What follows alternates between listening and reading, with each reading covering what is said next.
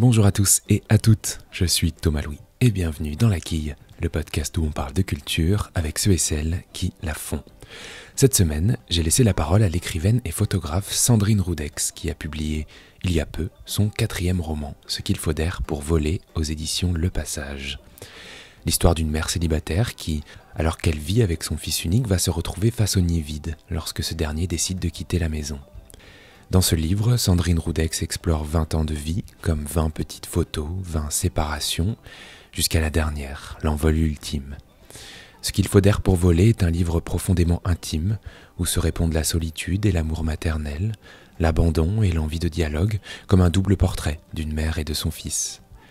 Je suis donc allé chez Sandrine Roudex, et ensemble, on a parlé de ce fameux syndrome du nid vide, de la manière dont se répondent l'écriture et la photo dans son œuvre, ou encore de l'identité, thème fondateur et éminemment inspirant pour elle.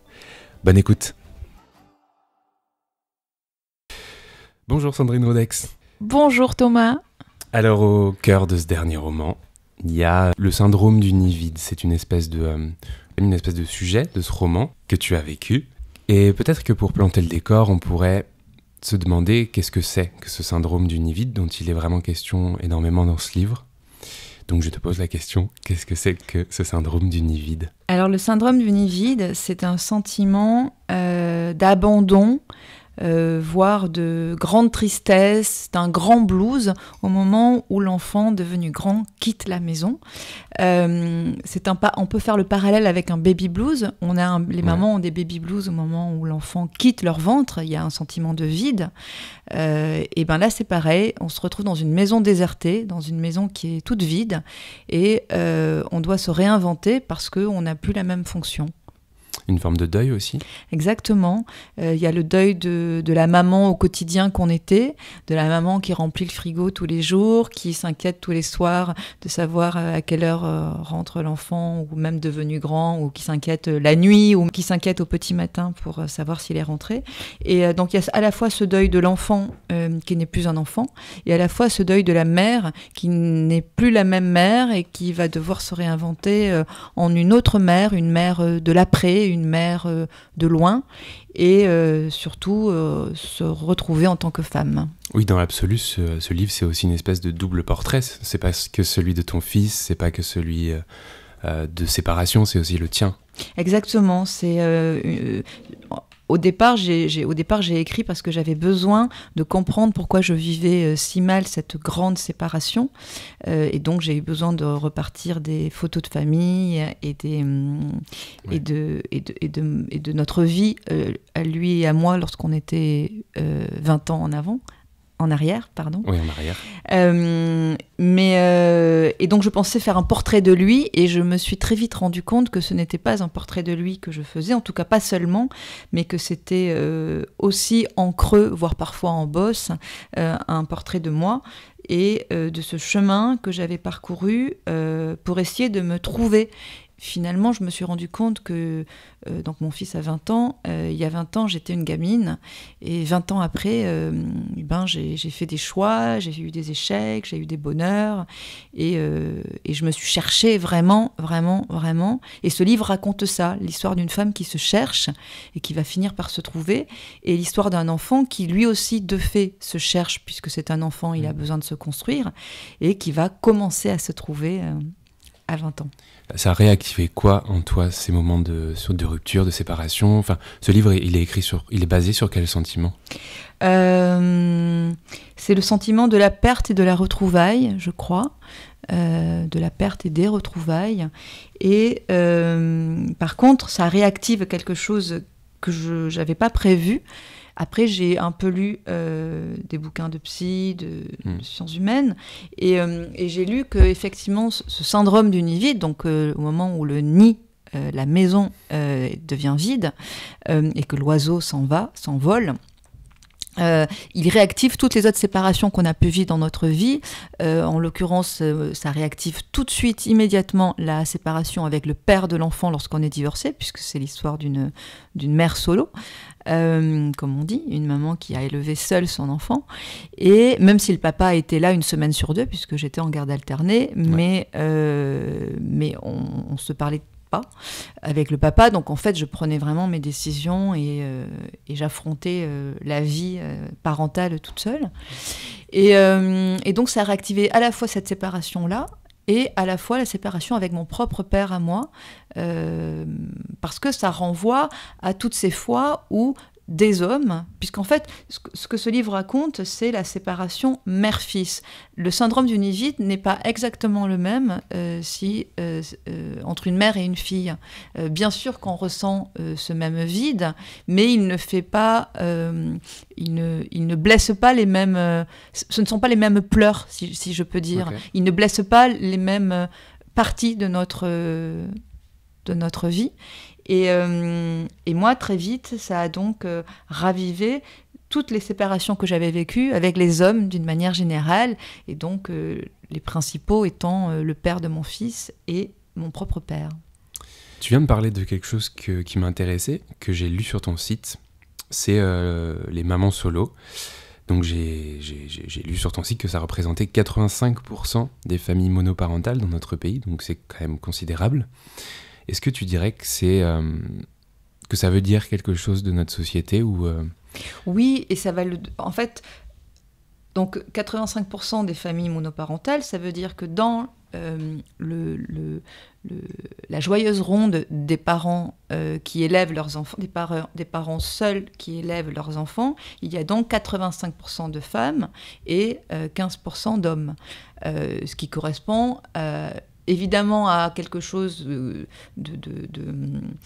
qu'on sait, c'est-à-dire les mamans ont plus souvent la garde ou entière de leurs enfants, ou en tout cas de la charge. Mais ce que ça signifie, c'est que les mères sont d'autant plus frappées par le syndrome d'Univide. Ça veut dire qu'une maman solo, donc c'est une maman qui élève son enfant seule, elle est déjà dans une situation précaire, puisque elle est précarisée parce que économiquement c'est compliqué quand on est seul. Elle est précarisée parce que la société n'est pas toujours tendre avec les femmes. On n'est pas encore dans un état d'égalité au niveau des salaires, au niveau des postes à responsabilité, au niveau de plein de choses dans la vie. Et donc, le moment où l'enfant s'en va la précarise encore plus, parce qu'elle a aussi une précarité affective qui s'ajoute à la précarité économique. Et tout ça, c'est trop à un moment, alors que les pères, a priori, ne sont pas autant précarisés par la vie économique, même s'il y a évidemment des pères qui galèrent à fond, mais c'est pas aussi marqué.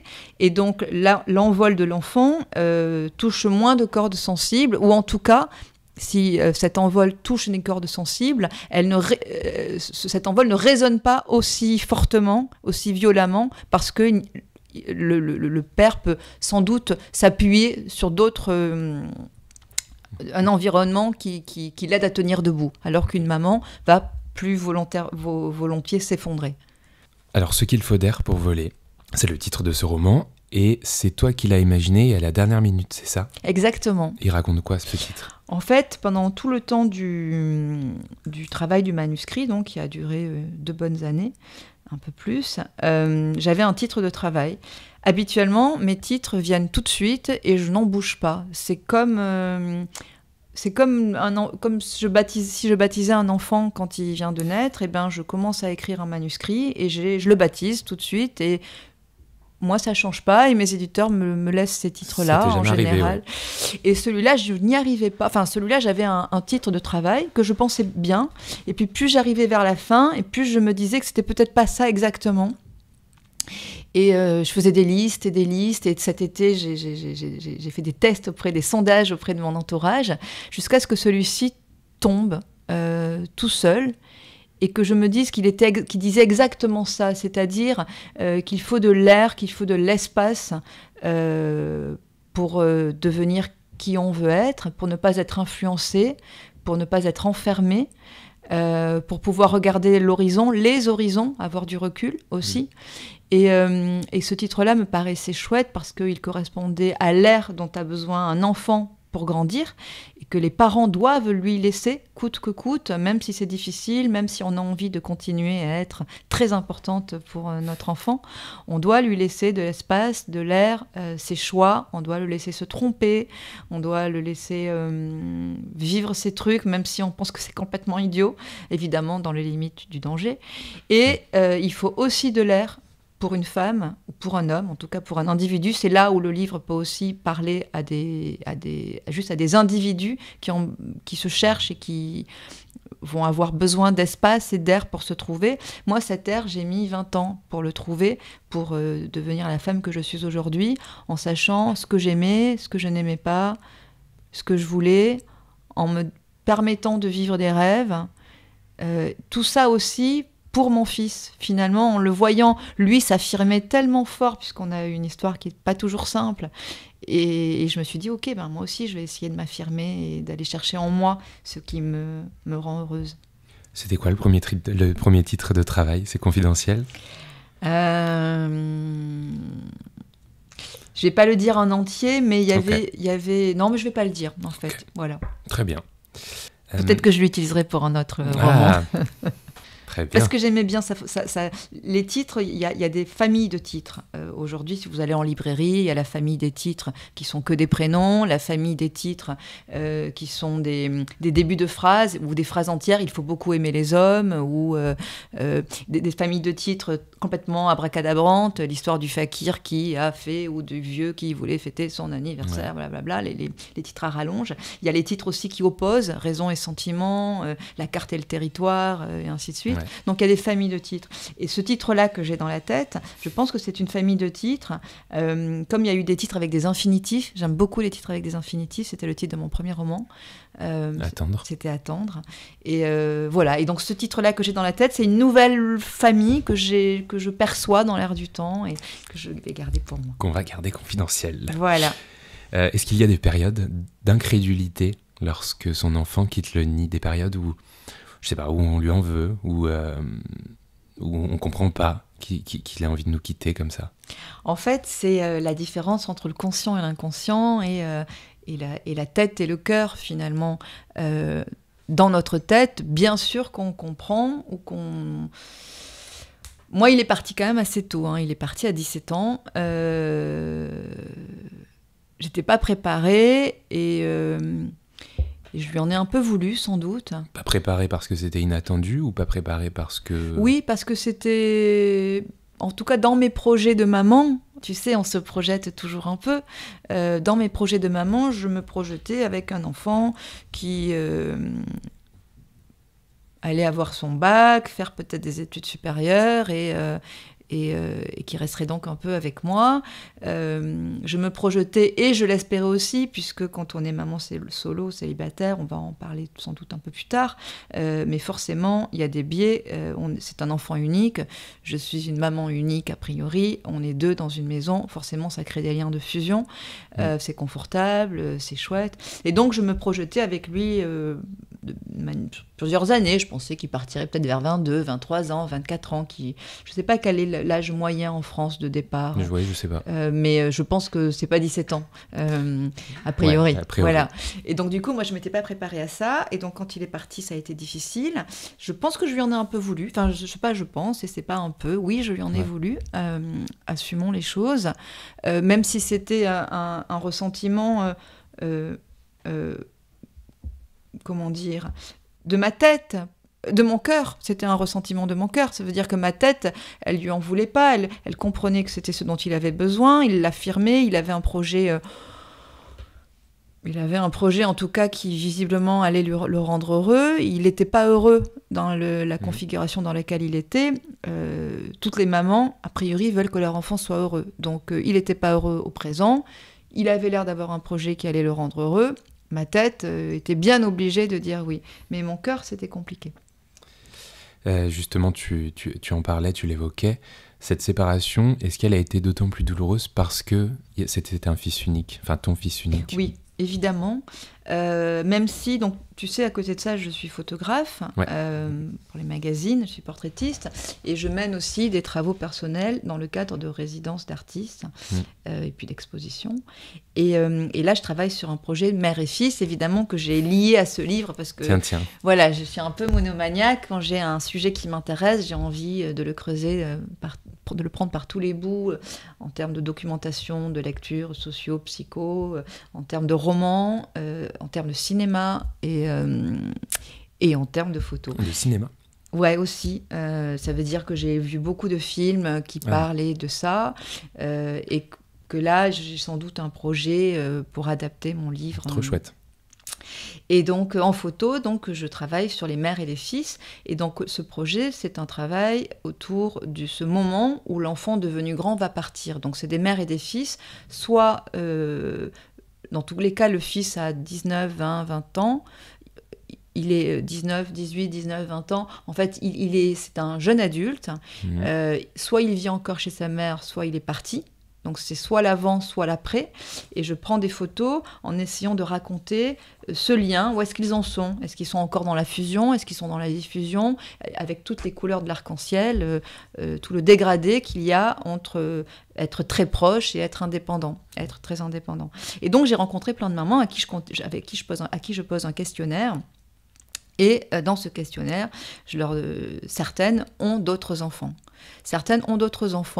Donc, la blessure et le sentiment au moment où l'enfant part de la maison n'est pas le même, parce que soit il y a un deuxième enfant qui est encore là, et donc ça rattrape, la maison n'est pas vide, donc c'est pas à proprement parler le syndrome du nid vide, soit parce que quand le petit dernier s'en va, ils sont quand même déjà un peu préparés, ces parents-là, ces mères-là, elles se sont déjà un peu préparées à voir leurs enfants devenus grands partir, quitter le nid, et à inventer une relation avec eux à distance. Donc le petit dernier part, donc là il y a un syndrome du nid vide parce que la maison est vide, mais elles se sont déjà réfléchies, si je peux dire, avec leur aîné, à la manière de garder un lien et à quel rythme, quelle distance, comment on se redécouvre en tant qu'adulte. Voilà. Donc je pense qu'une mère célibataire avec un fils unique, c'est plus difficile parce qu'elle se prend tout sur le coin du visage et il faut tout réinventer, tout comprendre, tout réfléchir, et on ne peut pas réfléchir et faire en même temps, c'est compliqué, il faut du recul. Voilà.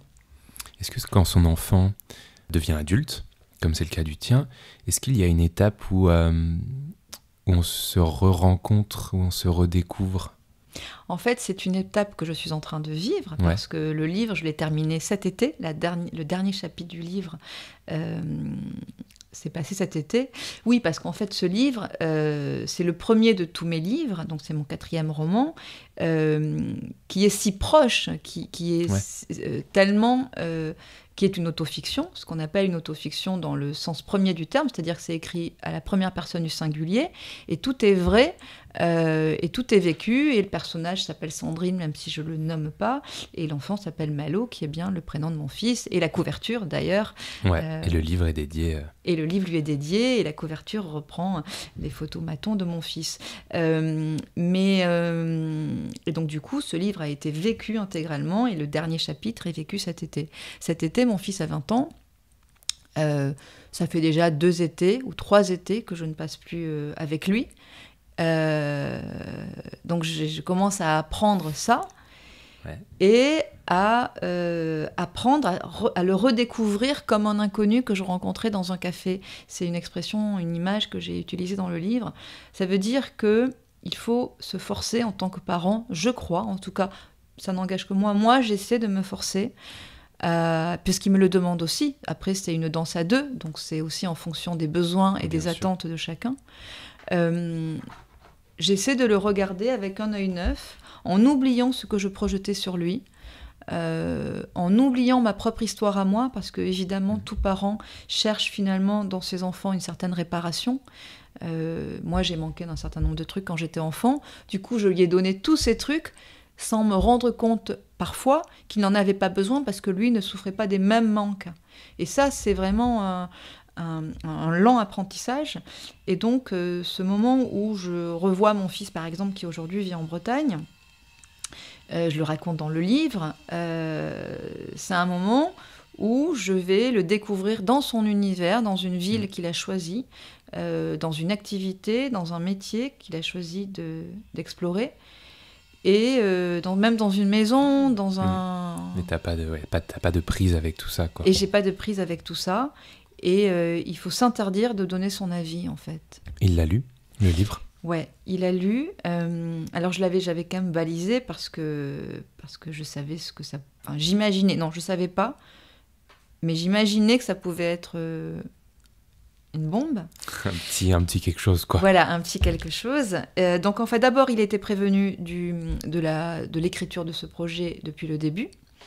J'ai fait exprès de lui en parler régulièrement. Alors il m'écoutait d'une oreille, il rebondissait pas, il cherchait pas à savoir, il posait pas de questions, c'était ma vie, il avait la sienne, mais je l'ai mis au courant. Lorsque ça a été terminé, je lui ai proposé de le lire pour lui permettre de tout censurer avant que je l'envoie à un éditeur. Okay.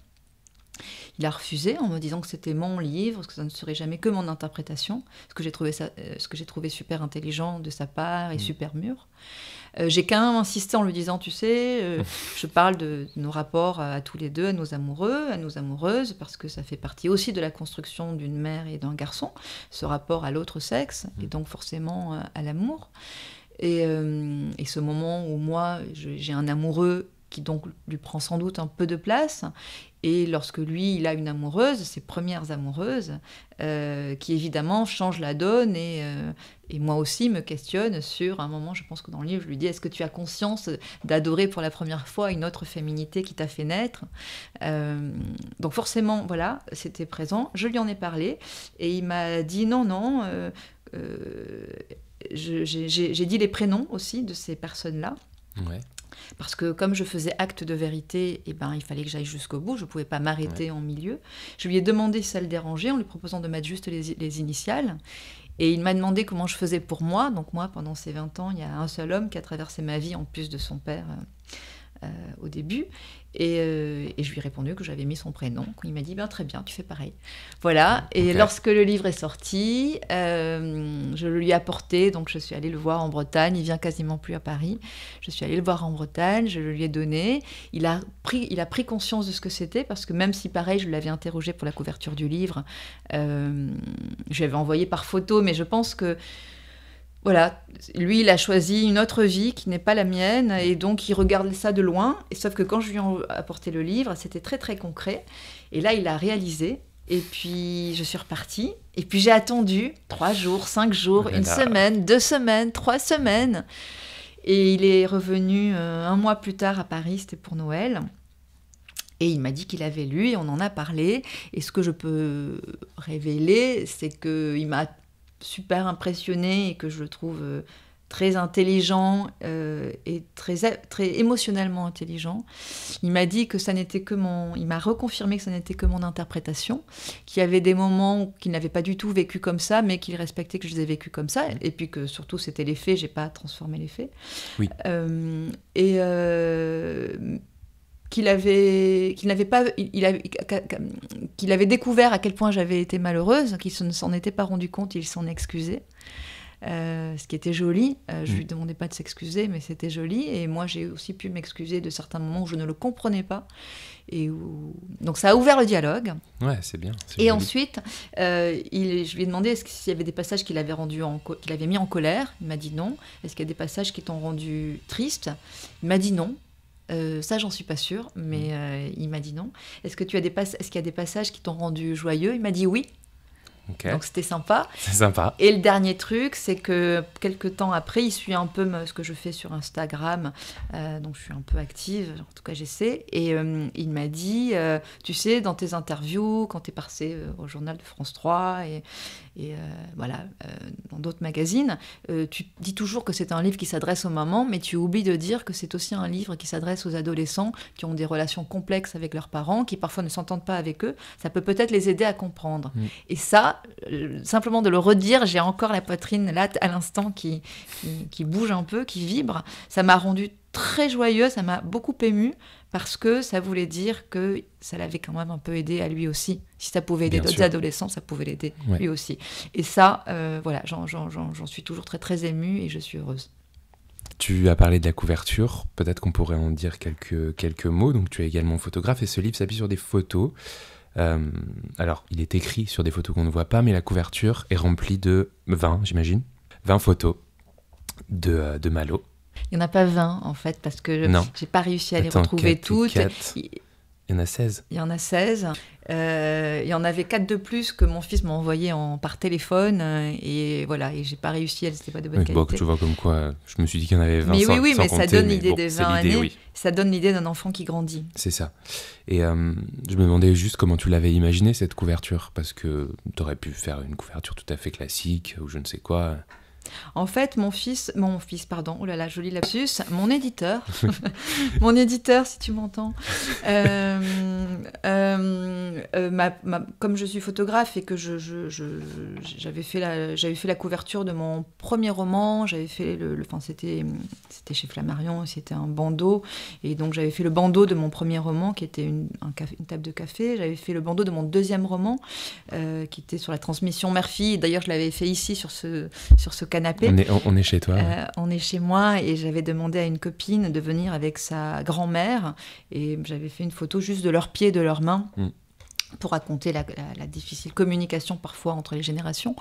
Et donc, le troisième roman, j'ai pas fait la photo parce que c'était Diane Arbus et que définitivement, je n'allais pas faire une photo avec Diane Arbus qui n'est plus de ce monde, hélas, et ni même rivaliser avec elle. C'était un autre espace.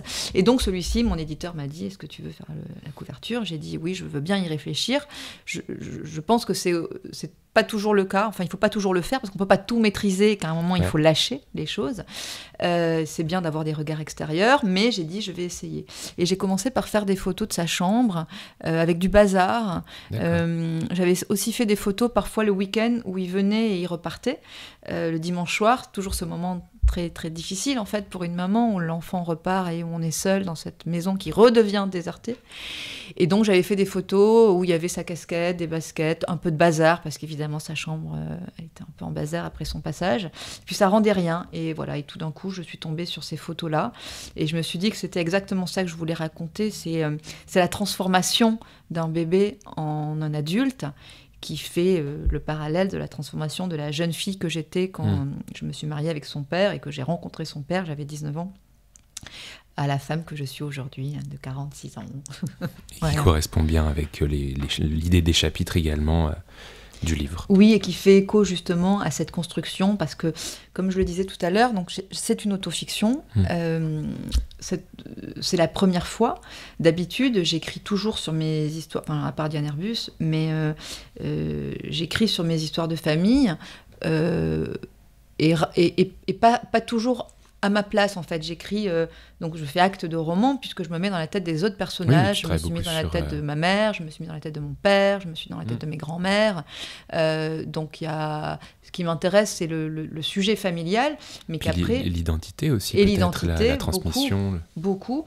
Et donc je travaille autour de tous ces thèmes-là, familiaux, et de toute cette matière-là, que je vais puiser dans ma famille, mais sans parler forcément de mon point de vue. Les points de vue sont souvent des points de vue multiples. On appelle ça des romans chorales. Et avec celui-ci, je n'y arrivais pas, j'ai essayé au départ, et comme je n'y arrivais pas, j'ai décidé de faire tout l'inverse et d'être super proche de la réalité, d'assumer le jeu, d'assumer la première personne du singulier, même si c'était un certain risque, et risque littéraire d'abord, parce que le genre est parfois décrié dans le monde de la littérature, et ensuite risque personnel, parce que donc ça voulait dire faire acte de vérité, et affronter le regard de mon environnement et de mon entourage, à commencer par mon fils, mais aussi de ma famille, de mes amis, puisque je m'y livre aussi beaucoup. Et donc, je trouvais que j'aime beaucoup le travail de Sophie Calle, j'aime beaucoup le travail d'Hervé Guibert, et je trouvais que si je voulais assumer ça pleinement, et en tant qu'écrivain et finalement en tant que photographe, je pouvais aussi inventer une couverture qui donne aussi de moi. Voilà, et c'est comme ça que j'ai atterri sur cette couverture-là. Okay. Parlons un peu d'écriture en soi. Ce roman aussi, Ce qu'il faut d'air pour voler, c'est ton 4e roman. Ça fait quoi, 10 ans que tu écris. C'était quelque chose d'acté pour toi, d'écrire, de logique ? Bien sûr que non, mon général. C'est là où où je raconte. Je pense que selon les personnalités, le poids familial est plus ou moins fort. Moi, si je travaille beaucoup sur la famille, c'est pas anodin, c'est parce que ce poids-là pèse très fort sur mes épaules. J'ai l'impression de me balader avec toutes mes grands-mères, mes arrière-grands-mères sur les épaules, qui à chaque instant me chuchotent des choses dans l'oreille. Et donc, venant d'une famille au départ espagnole, mon arrière-grand-mère s'appelait Consuelo, comme la femme de Saint-Exupéry, et elle a traversé les Pyrénées au moment où Franco était au pouvoir. Elle est arrivée à Toulouse et elle était femme de ménage. Et puis, elle est restée femme de ménage toute sa vie. Elle a eu des enfants. Ma grand-mère, qui était marchande de légumes à Toulouse. Et donc, je viens d'une famille d'un milieu social plutôt populaire, où les livres n'ont pas forcément de place, même si ma mère, qui est assistante sociale, c'est elle qui m'a donné le goût de la littérature, mais elle lisait beaucoup d'Ex Braia, d'Agatha Christie, du polar et un peu de littérature française. Donc c'est elle qui m'a donné le goût de la lecture. Mais en même temps, lorsqu'on vient de si loin, on n'est pas né à Paris, on connaît personne dans le milieu, on ne parle pas de culture à la maison, ni de littérature, ni de cinéma, ni d'art. On va pas voir des expos, je suis jamais allée au cinéma avec ma mère, tout ce genre de choses. C'est compliqué de se dire qu'un jour on aura droit, on arrivera à se faire sa place. C'est tellement loin que donc non, ce n'était pas... En fait, j'en rêvais. Je pense que d'ailleurs dans le livre, à un moment, je le dis, toute petite, je rêvais d'avoir une vie différente. J'adorais les livres, j'adorais le théâtre. À cette époque-là, c'était d'abord le théâtre et la poésie qui m'ont prise par la main. Et moi, le week-end, au lieu d'aller faire les boutiques avec mes copines, je passais des après-midi entières sur la moquette de ma chambre, à l'étage. Enfin voilà, tout ça, j'ai encore des images très fortes. Et j'avais une petite bibliothèque avec des classiques offerts par ma mère, ou des vieux classiques qu'elle avait, et des livres de poésie. Et j'apprenais tout ça par cœur, et je me le récitais, et ça me transportait, ça me donnait des émotions, ça me donnait l'impression d'être une héroïne. Et donc j'avais envie d'une vie différente. Et l'écriture, à cette époque-là, je ne me l'avouais pas. Je disais juste que je voulais être rédactrice publicitaire. J'avais l'impression que pour moi, ça allait être le Graal, de vivre de l'écriture. Mais jamais je me disais que je pouvais vivre de l'écriture littéraire. Donc je voulais être conceptrice publicitaire. Et à ce moment-là, bizarrement, les gens me disaient autour de moi, je devais avoir 14-15 ans, que c'était bouché, la publicité c'était bouché, il ne fallait surtout pas y aller, n'importe quoi. Et donc j'ai fait j'ai fait des maths d'abord, j'ai fait un bac maths physique pour être dans des bonnes classes, et ensuite j'ai fait une prépa HEC, une école de commerce, parce que dans ma famille il n'y avait que le commerce qui pouvait nous sauver. Voilà, donc non, je ne me suis pas imaginée. Par contre, j'ai rencontré un prof génial en prépa HEC, un prof de philo qui m'a dit: puisque tu aimes tellement la littérature, il m'a pas dit deviens écrivain, c'est dommage, j'aurais sans doute gagné un peu de temps, ou peut-être pas, ou peut-être que j'avais besoin de passer par là. Il m'a dit travaille dans l'édition, comme ça il y aura ton amour de la littérature et en même temps du commerce. Tu te rapproches des écrivains. Voilà, et j'ai travaillé pendant 10 ans dans l'édition, j'ai travaillé chez Gallimard, chez 10-18 et au Seuil, avant d'oser, à force de fréquenter ces écrivains, me dire que finalement je pouvais moi aussi passer de l'autre côté de la barrière, ou en tout cas essayer. Ouais. Et aujourd'hui, on est là. Est-ce qu'il y a un projet d'écriture qui te fait rêver ? Ou peut-être qui est sur le tapis et qui... Il y a un projet d'écriture qui me fait rêver. C'est un projet d'écriture mêlé à de la photo et à de la photo personnelle. J'ai publié des livres de photos déjà, mais c'était à chaque fois des commandes, que ce soit chez Flammarion ou à la Martinière. C'était sur le Jardin des Stars, avec l'attachement jardin secret des stars, des personnalités de la culture. Et l'autre, c'était un tour de France des métiers d'art, donc des artisans d'art.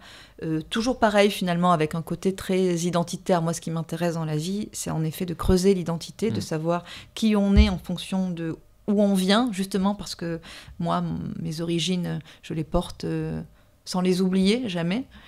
Et les artisans d'art, à la fois j'avais envie de connaître leur parcours et à la fois leur art aussi, comment est-ce qu'on transformait des métiers dits anciens en des métiers modernes. Voilà, donc à part ces 2 livres-là, photos, j'en ai pas fait de personnel.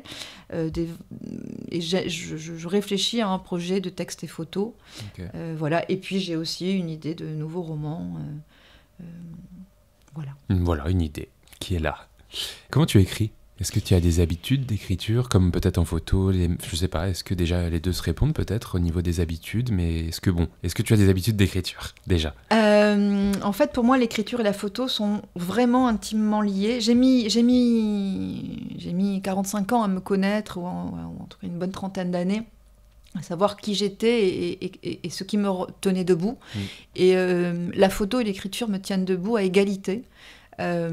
Parce que c'est complémentaire, parce que la photo me fait aller vers l'extérieur, rencontrer du monde, là où l'écriture me fait aller vers mon intériorité et me fait rester à la maison, donc seule. Donc c'est vraiment, j'ai besoin des deux. J'aime être seule comme j'aime être avec du monde. J'aime travailler vers l'extérieur, tourner vers les autres, comme j'aime analyser mon identité et mon intériorité. J'aime la lenteur de l'écriture par opposition à la vitesse de la photo. Lorsqu'on prend une photo, on a ce qu'on appelle chez Cartier-Bresson l'instant décisif. Donc on est tout entière dans ce 1/60e de seconde, 1 centième de seconde, par opposition à un roman où on est dans 100 jours, dans le temps long. voire 100 semaines. Donc ce 100-là ce centième-là est tout à fait complémentaire. Et donc, j'essaie de pratiquer les deux en même temps. Ça veut dire que j'écris le matin. Ouais. Quand je suis dans un roman, j'écris tous les matins. Je me lève assez tôt, je suis une lève tôt. Je me lève vers 7h, sans réveil, naturellement, je me réveille. Je prends un thé et sans parler à personne, pour essayer de garder ma tête encore un peu endormie, je me mets devant mon ordinateur. Et c'est à ce moment-là que j'arrive le mieux à écrire, quand finalement mon âme, entre guillemets, communique directement avec mes doigts sur l'ordinateur, sans passer par ma tête. C'est pour ça que j'insiste sur ce moment où la tête est encore un peu endormie, encore un peu brumeuse. Moi, finalement, c'est un moment où je n'ai pas de censure trop forte et j'ai un abandon agréable, un peu cotonneux encore. Donc j'écris tous les matins. Et ensuite, si je peux, je fais des photos l'après-midi lorsque j'ai des rendez-vous et que je peux les organiser. Donc soit c'est les journaux qui m'appellent, dans ce cas-là je ne peux pas organiser mes rendez-vous, ils me disent que j'ai rendez-vous avec Philippe Bouvard à telle heure, à tel endroit, et j'y vais et je change mon planning. Oui. Soit c'est des photos que je peux organiser, ils me laissent des coordonnées, c'est à moi d'appeler, et dans ce cas-là j'essaie que ça soit l'après-midi. Et si j'ai pas de photos l'après-midi, je lis, je regarde des films, je vais au cinéma quand les cinémas étaient ouverts, ou je fais de l'administratif, ce qui est beaucoup moins romantique, des relances factures, ou de la prospection. Voilà. Eh bien, je vais te poser la dernière question que je pose à tous mes invités, à toutes mes invitées. Est-ce que tu aurais plusieurs coups de cœur culturels à nous partager ? Oui, j'en ai plein. J'ai un coup de cœur en ce moment pour le livre Mon oncle de Corentin Follin. C'est un photographe que j'ai rencontré sur le terrain, comme on dit. Je bossais au Journal du Dimanche, lui aussi, il y a une bonne quinzaine d'années. Et en fait, grâce à Instagram, j'ai vu qu'il avait publié ce livre, qui est un livre publié chez Photopiper. Je pense qu'il faut le commander, il n'est pas en librairie. Ça s'appelle Mon oncle est un génie. Et il a suivi pendant une dizaine d'années, ou qu'est-ce que je dis, pendant plus d'une dizaine d'années, pendant toute sa vie, son oncle, dans ses choix assez radicaux. Donc on le voit, cet oncle habillé en femme, on le voit tenant un bébé, on le voit faisant du vélo, on le voit peignant dans la mer, allant avec et puis peignant un sexe d'homme. Donc c'était un homme anticonformiste, provocateur sans doute un peu, plus qu'un peu. On le voit au-dessus du toit. C'est un magnifique livre qui correspond à tout ce que j'aime. Il y a à la fois de l'intime, on voit juste sa main avec un verre de terre, on le voit nu avec une ombre, et lui qui s'est peint sur le corps. Donc c'est un artiste. On le voit avec ses enfants, on le voit se raser. C'est l'histoire d'un homme dans toute sa complexité, dans tout son anticonformisme. C'est un livre formidable que j'aurais aimé faire. Il est sublime. Voilà. Ok. Et en autre coup de cœur, j'ai un Hervé Guibert, parce que j'adore Hervé Guibert et que je viens de l'acheter. Une nouvelle édition de Suzanne et Louise d'Hervé Guibert. Donc c'est son travail texte et photo avec ses tantes qu'il allait voir le dimanche, tous les dimanches. Les textes sont écrits à la main, les photos sont super intéressantes aussi. C'est un peu la même chose finalement. Ce sont des gens dans leur intimité complexe. Là, je tombe sur une photo d'une tante qui porte une muselière. Voilà. Et en coup de cœur, en ce moment, je suis en train de lire un livre de Monica Sabolo qui s'appelle Crans-Montana. Chez Jean-Claude Lattès. Chez Lattès. Voilà. Merci beaucoup, Sandrine. Merci à toi. J'étais ravie. Et bien voilà, la quille, c'est terminé pour cette semaine, mais on se retrouve la semaine prochaine avec un nouvel entretien et un nouvel ou une nouvelle invité pour parler de culture. En attendant, n'hésitez pas à suivre la quille sur les réseaux sociaux et bien sûr à vous abonner au podcast. Merci beaucoup pour votre écoute et à la semaine prochaine.